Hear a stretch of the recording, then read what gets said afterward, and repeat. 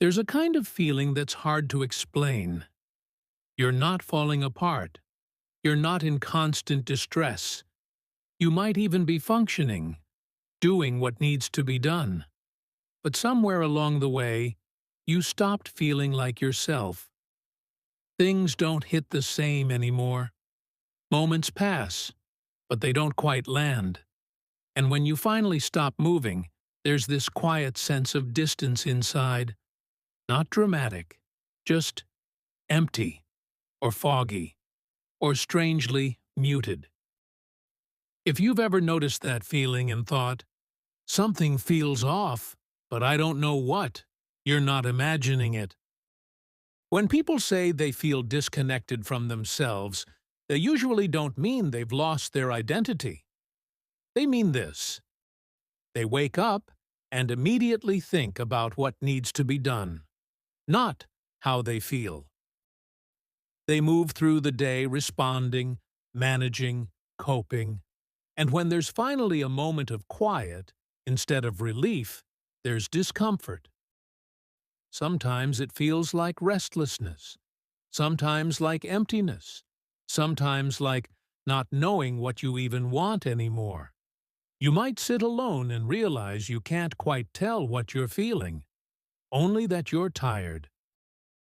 That confusion can be unsettling, because you're not in crisis, but you're not fully present either. This kind of disconnection doesn't usually happen because something is wrong with you. It happens because something has been heavy for a long time. Stress that never really turned off. Responsibility that didn't let up. Being the one who holds things together. Over time, the mind learns to stay outward focused, on tasks, problems, needs, and gradually, without you noticing, the inner world goes quiet. Not because it's healed, but because it's been overwhelmed. The Bible actually describes this experience very plainly. In Psalm 143, the writer says his spirit feels overwhelmed, and his heart feels numb inside him. That's not someone being dramatic. That's someone describing emotional exhaustion. When feelings don't feel safe to process, the system does the only thing it knows how to do. It dulls them. That numbness isn't failure, it's protection. Many people who feel disconnected are people who've been surviving for a long time. They didn't fall apart. They didn't stop functioning. They adapted. They learned to keep going even when things were heavy. But survival mode has a cost.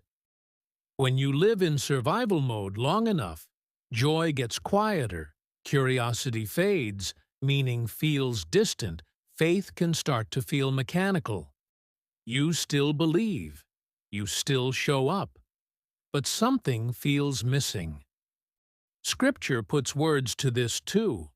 Proverbs says that when hope is postponed again and again, the heart becomes sick, not sinful, not weak, just tired. And when the heart gets tired enough, it pulls inward.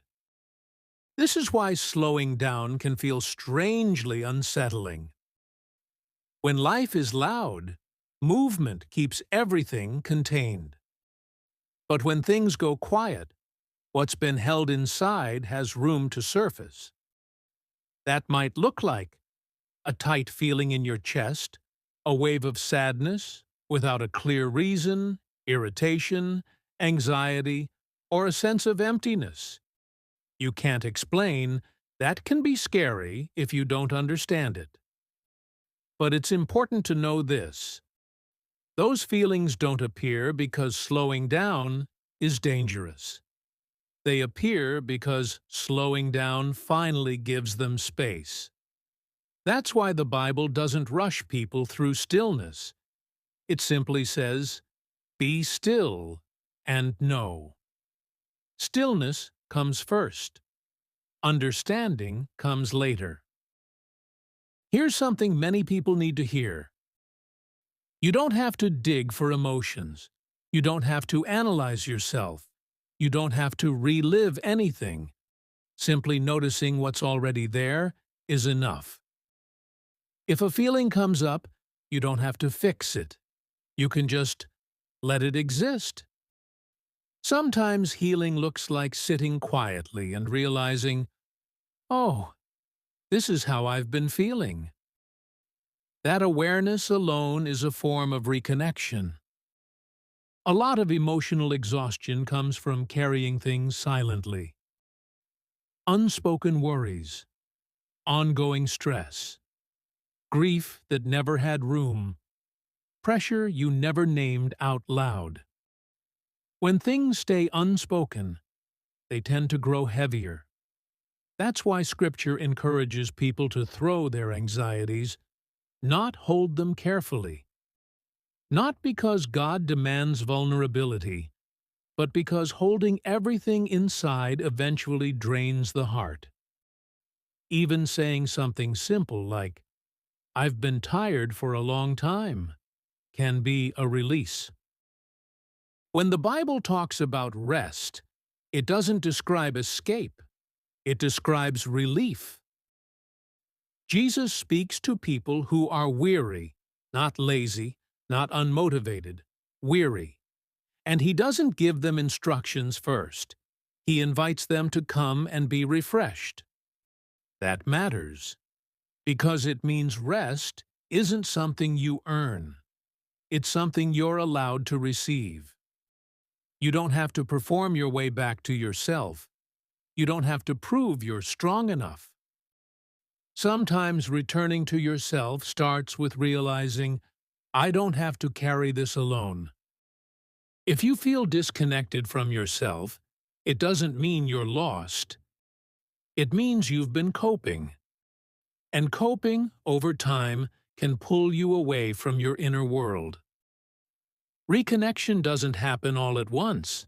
It happens slowly, quietly, gently, often without fireworks. You haven't disappeared. You're still here. You may just need rest that goes deeper than sleep. The kind of rest that lets you feel safe enough to come back to yourself. If this resonated with you, there's nothing you need to do right now. Just notice. And know this: you're not broken. You're not behind. And you're not alone in feeling this way. If this video helped you, consider subscribing. This channel exists to explore the deeper patterns of the heart and to offer guidance, wisdom, and hope.